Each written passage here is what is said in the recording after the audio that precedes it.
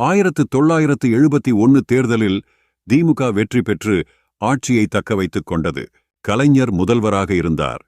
எம்ஜிஆருக்கு அமைச்சர் பதவி வழங்க கேட்டபோது, சினிமா துறையில் இருந்து கொண்டே அமைச்சரவையில் மந்திரியாக முடியாது, சினிமாவில் நடிப்பதை நிறுத்திக் கொண்டால் அமைச்சர் பதவி கொடுப்பதை பற்றி யோசிக்கலாம் என்றார்.